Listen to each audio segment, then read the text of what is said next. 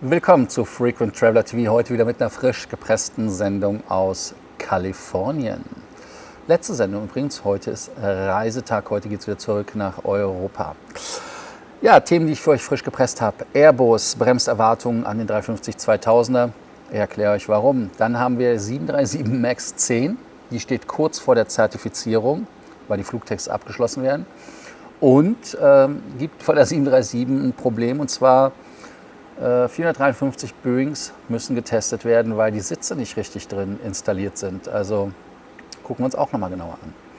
Ihr denkt dran, wie immer den Kanal zu abonnieren, die Glocke anzumachen, ein Like dazulassen, aber auch natürlich aufs Gut zu kommen und dort zu diskutieren.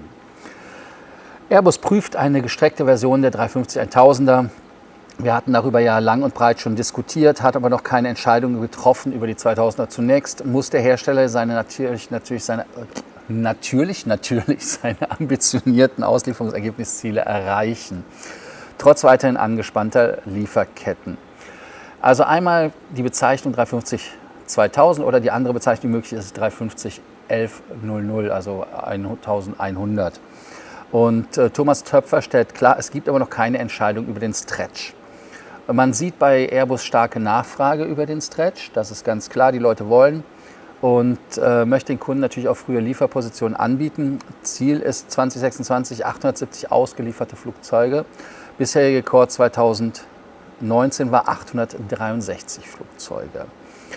Analystenerwartung etwa 7,6 Milliarden Euro für das Ergebnis. Airbus selber stellt 7,5 raus. So, jetzt lasst uns noch mal daraus sprechen, warum man den 350-2000er nicht beschlossen hat bis jetzt oder was da ist. Es ist eine Marktstudie, es handelt sich also damit erstmal um Kundengespräche, die man führt, um Technik, Konzeptarbeit, Triebwerksprüfung, Wirtschaftlichkeit. Und genau da ist das Thema mit den Triebwerken. Rolls-Royce bremst nämlich so ein bisschen und sagt, wir werden das mit den Triebwerken, mit der Leistung und so weiter, werden wir nicht ganz schaffen, das dann ganz so spritsparend zu machen, wie es sein sollte. Und natürlich ist es so, dass natürlich die klassischen Fluggesellschaften, die sich dafür interessieren, übrigens auch Lufthansa, Qatar, Emirates und so weiter, logischerweise ohne zu sagen, ist aber so, dass natürlich hier die Flugzeuge die Triebwerke brauchen. Und wenn Rolls-Royce die nicht liefern kann oder kein anderer, dann hat man ein Thema. Und dann gibt es natürlich höheres Leergewicht und so weiter und so fort. Und die stärkeren Triebwerke sind, glaube ich, das Hauptproblem im Moment.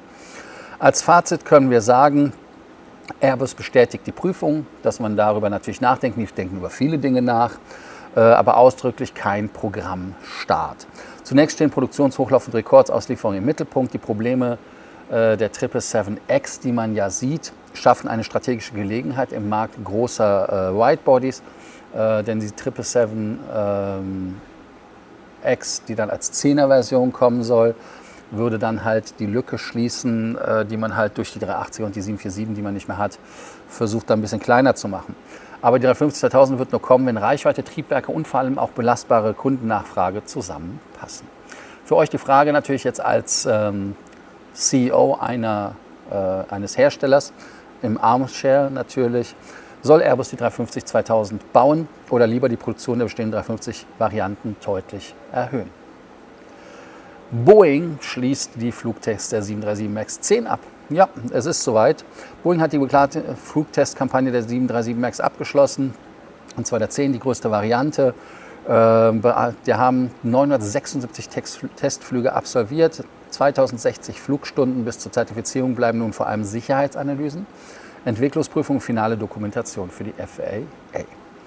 Damit sind die Zertifizierungsflüge zu Ende, aber man erwartet auch die Zertifizierung noch 2026, Auslieferung 2027 und ja, ich bin mal gespannt, was da passiert. Man hat nicht nur 2060 Flugstunden gemacht, sondern auch 1040 Stunden Bodentests. Ja, eingesetzte Testflugzeuge, die G1G001, 1G002 und 003 sind quasi für die Kabinenausstattung ausprobiert worden, die man da drin hatte und so weiter und so fort. Und beim letzten Testflug wurde geprüft Hörbarkeit und Rauchmelder in den Bordtoiletten, Funktion und Verständlichkeit des Lautsprechersystems, Einhaltung der Anforderungen an die Kabinen, Warnung, abschließende Aspekte der Innenausstattung. Also ihr seht, sehr umfassend solche Tests. Es gibt zwei technische Änderungen, auf die man hinweisen muss. Das ist die Triebwerksenteisung, Engine Anti-Ice. Das Enteisungssystem der Triebwerke wurde aktualisiert. Hintergrund ist natürlich das Überhitzungsrisiko, weil da gab es ja hier, im Prinzip musste für jede Höhe und für jede Temperatur musst du halt sagen, wie lange das an sein darf.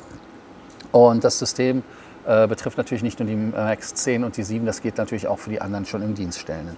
Dann hat man den Enhanced Angle of Attack, also das heißt, man hat das verbesserte Anstellwinkelsystem.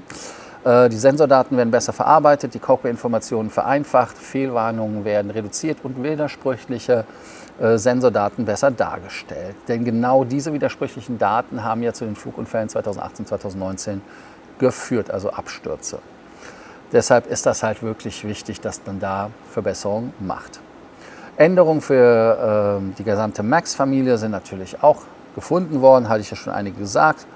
Aber nach dem Flugtest fehlt noch Development Assurance Reviews, also das ist quasi Entwicklungsstandards und diese ganzen Sachen. Und natürlich System Safety und Dokumentation. Und jetzt geht es darum, dass die dann zu regulären Kundenjets umgebaut werden, die Testflugzeuge. Das wird auch spannend. Heißt also, dass man da Gas gibt.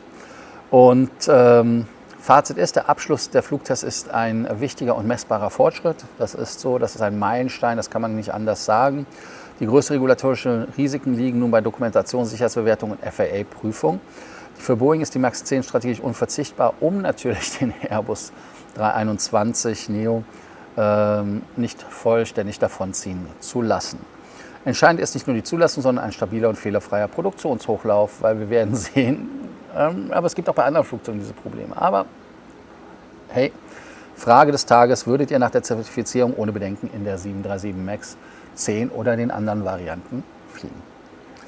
Thema 3, das wir haben, das ist die Sitze.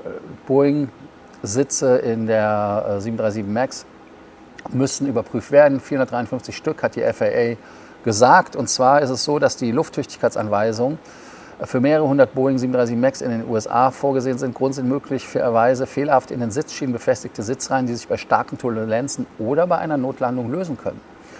Und das Problem ist, dass die Befestigungselemente mit den Sitzschienen im Kabinenboden verbunden sind. Das heißt, dass also nicht komplett verschlossene Verriegelungen dort sind. Das ist ein Fehler. Dann falsche Montageposition, unzureichender Drehmoment wurde benutzt. Fehlerhafte Befestigungsteile, falsch interpretierte Einbauzeichnung und unvollständige Qualitätskontrolle. Da ist es wieder bei Boeing. Also insofern ist das so, dass das natürlich im normalen Flugbetrieb absolut kein Problem ist. Aber sobald wir in Turbulenzen kommen, abruptes Abbremsen, also Rejected Takeoff, dann Hard Landing, Notfall, Unfall, ihr kennt das, dann wäre es schon geil, wenn so ein Sitz einfach mal da bleibt, wo man ihn hingetan hat. Deshalb ist es halt wirklich so, dass die Sitze auch ein Verletzungsrisiko darstellen. Denn die Passagiere, die darauf sitzen, logischerweise, aber auch Verletzungen anderer Reisende, Fluchtwege können blockiert werden, zusätzliche Belastung auf gute Bodenstruktur, Behinderung einer Evakuierung und natürlich Versagen der Crash-Sicherheit. Ja, als Fazit können wir hier auch wirklich sagen, dass natürlich am Ende des Tages das mögliche Schadensbild ernst ist. Das ist halt so. Die technische Kontrolle dürfte aber grundsätzlich überschaubar sein. Noch ist nicht geklärt, wie viele Sitze tatsächlich fehlerhaft montiert worden sind und zwar, wer die Ursache zu verantworten hat. Die geplante FAA-Einweisung sorgt für eine verbindliche und dokumentierte Überprüfung. Und für Boeing ist es natürlich wieder doof, weil das ist genau das Problem, dass man da den Eindruck hat, dass die Produktionsqualität eine weitere Herausforderung ist und bleibt. Kannst du nicht ausdenken. Ja, ist die Sitzprüfung ein normaler Wartungsvorgang oder ein weiteres Zeichen für grundlegende Qualitätsprobleme bei Boeing? Da könnt ihr was zu sagen. Als Gesamtfazit können wir festhalten, Airbus ist weiter auf Wachstumskurs. Bei denen geht es so, wie es geplant ist, weiter, muss aber im zweiten Halbjahr seine Auslieferungsleistung massiv erhöhen, um auch die Ziele zu erreichen. Der 350-2000 bleibt vorerst ein Wunschtraum vieler Airline-CEOs, ist auch kein beschlossenes Programm damit. Boeing erzielt mit dem Abschluss der MAX 10-Tests einen wichtigen Meilenstein. Aber gleichzeitig ist es halt so, dass wir die Produktqualität weiter im Auge behalten müssen. Und das ist halt das, wo Boeing richtig nachziehen muss und gucken muss, dass wir da Vertrauen gewinnen. Und auch technische Systeme, die neu sind oder alles, was installiert ist, es kann so toll und so geil sein, aber wenn es nicht ordentlich montiert ist, ist es für ein Popo.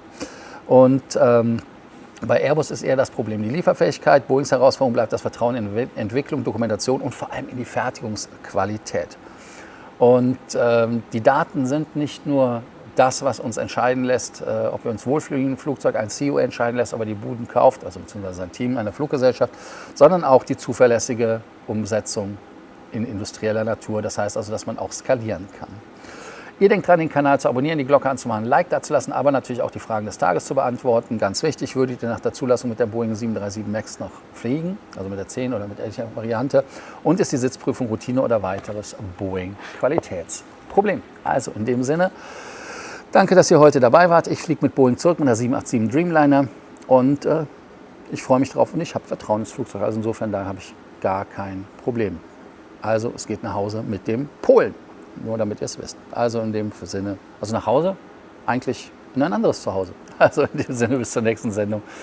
Ich hoffe, dass morgen was wird, weil ich weiß nicht, ob ich das schaffe, zwischen Warschau, Tallinn, Helsinki, da dann die Sendung zu machen. Ich werde es versuchen. Also in dem Sinne, danke, bis dann. Ciao, ciao.